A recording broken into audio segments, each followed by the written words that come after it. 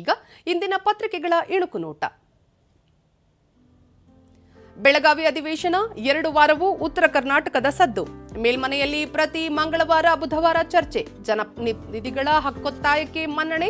ಬಸವರಾಜ ಹೊರಟ್ಟಿ. ಬಾಣಂತಿಯ ಸಾವು, ಲೋಕಾಯುಕ್ತ ಅಧಿಕಾರಿಗಳ ಭೇಟಿ. ಐಸಿಯು ಔಷಧ ದಾಸ್ತಾನು ಉಗ್ರಾಣದಲ್ಲಿ ಪರಿಶೀಲನೆ.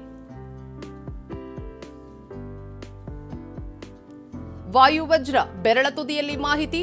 ಅಂತಾರಾಷ್ಟ್ರೀಯ ವಿಮಾನ ನಿಲ್ದಾಣದ ಪ್ರಯಾಣಿಕರಿಗೆ ಹೊಸ ತಂತ್ರಜ್ಞಾನ ಕಿಯಾಸ್. ಶ್ರೀರಂಗ ಏತ ನೀರಾವರಿ ಯೋಜನೆ 2026ಕ್ಕೆ ಪೂರ್ಣ. ಕುಣಿಗಲ್ ಮಾಗಡಿಗೆ ನೀರು ಹರಿಸಿದರೆ ತುಮಕೂರಿಗೆ ತೊಂದರೆ ಇಲ್ಲ.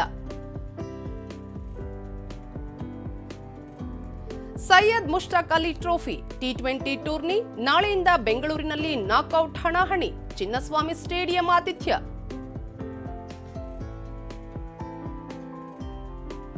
ಇವು ಇಂದಿನ ಪತ್ರಿಕೆಗಳ ಪ್ರಮುಖ ಸುದ್ದಿ. ಉಳಿದಂತೆ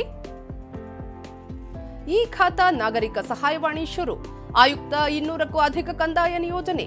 ಈ ಖಾತಾ ಬಗ್ಗೆ ಲಂಚ ಕೇಳಿದ್ರೆ 9480683695ಕ್ಕೆ ಕರೆ ಮಾಡಿ.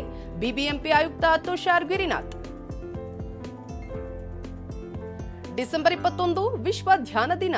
ವಿಶ್ವಸಂಸ್ಥೆ ಘೋಷಣೆ.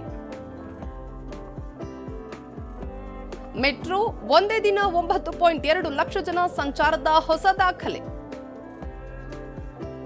ದೇಶದಲ್ಲಿ ವೈದ್ಯಕೀಯ ಕಾಲೇಜು 102% ಹೆಚ್ಚಳ.